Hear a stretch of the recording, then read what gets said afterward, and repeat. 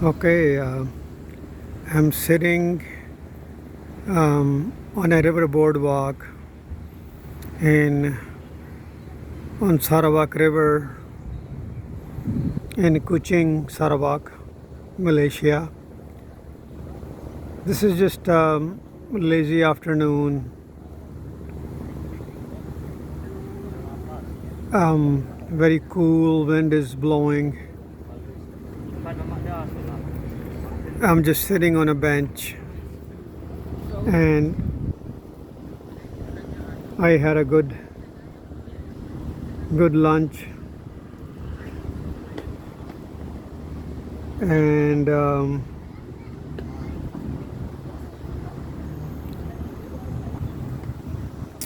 we're just sitting here relaxing. I should say I was trying to enjoy the retirement. I guess this is what retirement is. I was just sitting here and remembering all the hard work you do at all the different jobs, all the overtime you do when you're working hourly, starting at labor jobs starting in 1975 in Canada,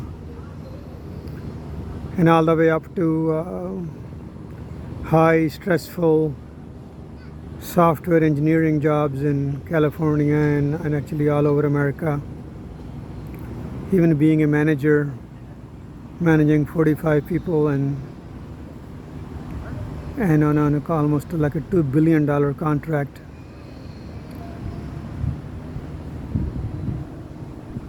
So I used to say when I was in California that one day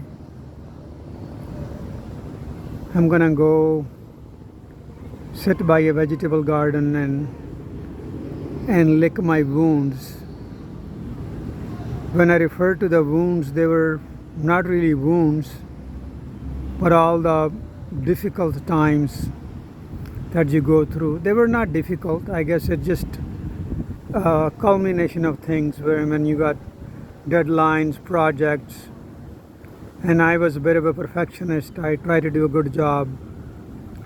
I never wanted anybody to come back and say, oh, that software didn't work, or that system didn't work, or you didn't fix it good, or you didn't do a good job.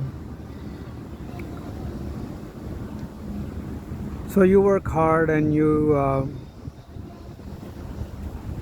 try to save money, and I think it really all comes down to this. Really comes down to sitting on a boardwalk in some tropical country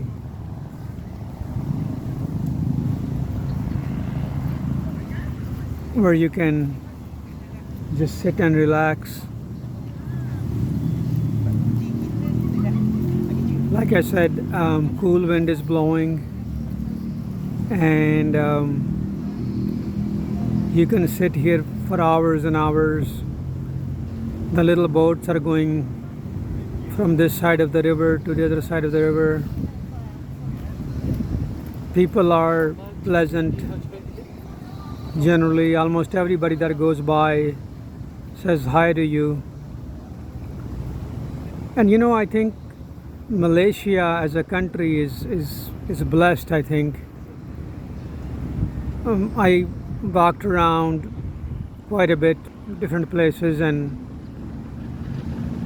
everybody seems to have an acceptable standard of living.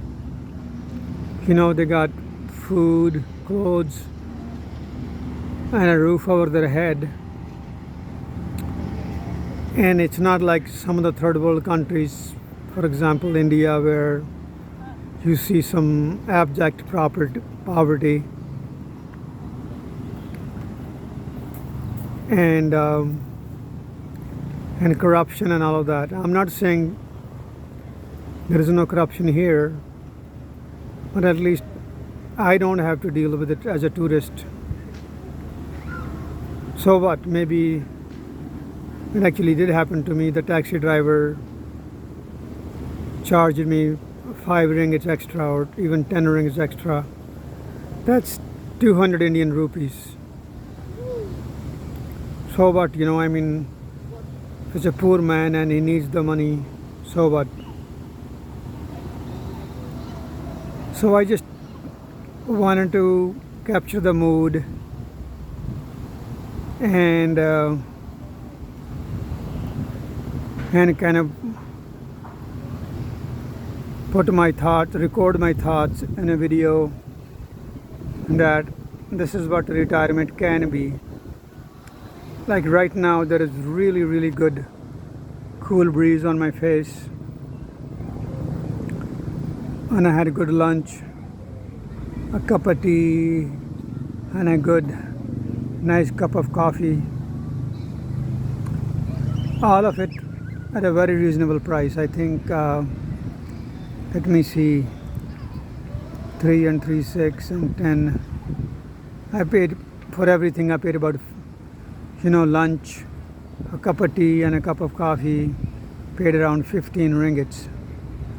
That's 300 Indian rupees.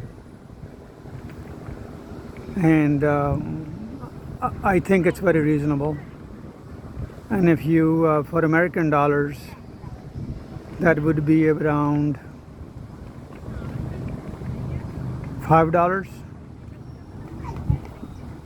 Actually, not even $4, I think.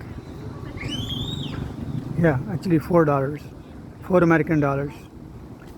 So what, I mean, what can you get for 4 American dollars in America? I think if you go to Starbucks, to be honest with you, I haven't been there, and I don't go to Starbucks because I think they charge too much for coffee.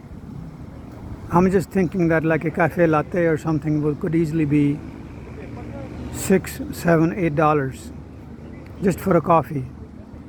And here I had lunch, a good lunch, lot of green veggies, and actually shrimp, and also had what do they call, baby bamboo. What they do is they take baby bamboo and green bamboo and they chop it up into small pieces. So I had a good chunk of baby bamboo, shrimp, and some green leafy vegetables. And like I said, a cup of a full big cup of tea. And then an hour after, I had another cup of coffee. All of it for about 15 ringgits, which is about $4 American, and that would be around, I think, $5 Canadian and a 300 rupees Indian. And I know when I'm in India, if I want a good meal like that, I easily end up paying, I remember last time I paid around 500 to 600 rupees for a good meal with chicken and some naan and maybe with some milk tea afterwards. And that wasn't even in a posh place in Mohali or Chandigarh. I think that was on a Gil Taba between near Baga Purana and Moga is a Gil Taba there, and that's where they charged me. They did give me a private room, and so there was nobody there. Maybe, I don't know, maybe they charged me for the private room, I don't know. So even that was part of retirement, because I've been retired. And in my full retirement since June of 2016. And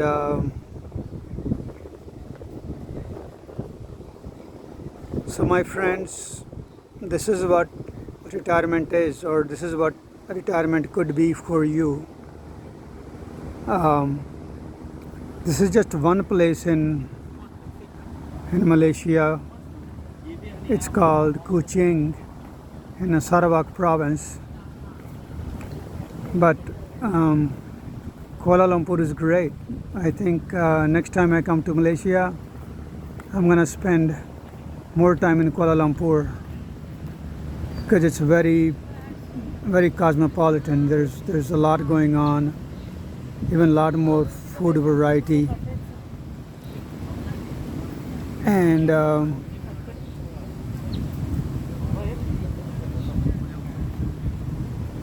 actually Kuching is very nice. Georgetown, wow, I just love the food there. I have a lot of videos on my channel and about Kuching and some nice beaches there. And there are, if you make Malaysia, even Kuala Lumpur or Kuching your base, you can easily go to Indonesia, Bali, Thailand, Vietnam, Cambodia. All of these places are like very cheap. I'm going to venture out and say within 5,000 rupees for a flight for one way, and I think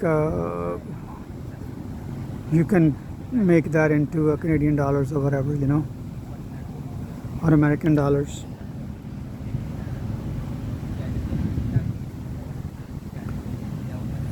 And you can visit all these places, and there are plenty of islands in Malaysia, plenty of islands in Thailand. They're gorgeous. You can go scuba diving, snorkeling, whatever you want to do, and all of that is on my to-do list. This was just my first trip here, just to explore, see how I like South Asia. And there's one more thing I want to mention, and I think this is just the right place for me, being an Indian, because a lot of the people here are almost the same color as me, and you don't stick out like a thumb, and everybody's friendly, and they're not treating you like you don't belong here or anything. There's a good portion of the population is actually Indian. They came here long time ago. I think there's a third or fourth generation of Indians here. And another really weird thing is that I see some white tourists. I don't know if they're American, German, or European, or whatever, North American. And when they look at you, you get same kind of looks that you get in their country, in Canada or America or Europe. They kind of have that white pride in their eyes, and they kind of look down upon you. And in the beginning, when I just got here, I thought of me as an American tourist, and I would smile at them and try to be nice or whatever, you know. And when I saw that look in their eyes, now I don't even look at them. I turn my face, and it's I guess they're probably doing that to all the other white tourists. I think if a white tourist sees another white tourist, they don't. I don't think they pay attention, or they're not friendly to them. It's almost like long time ago when we first went to Canada, and if an Indian saw another Indian in the bus, they wouldn't talk to you, or they would have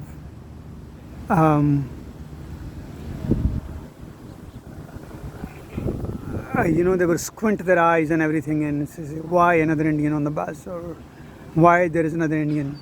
So I think maybe it's the same thing with the white tourists. They just want to be the only one here. I don't know what it is, but I mean, it's kind of interesting. I wanted to make a note of that here, that the white tourists seem to have that white pride or white look when they look at you, and and I don't like it, and I don't give a damn, because Mr. White Tourist, you are in South Asian country which is predominantly brown, so get rid of your frown.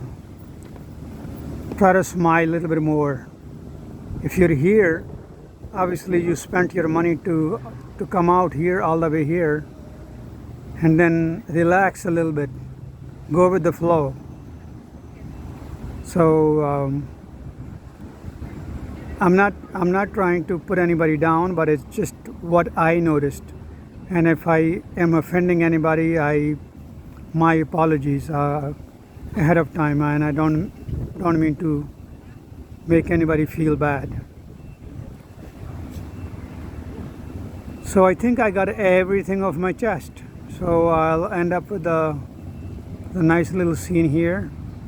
I'll keep filming for another few minutes, and then I'll call it a video.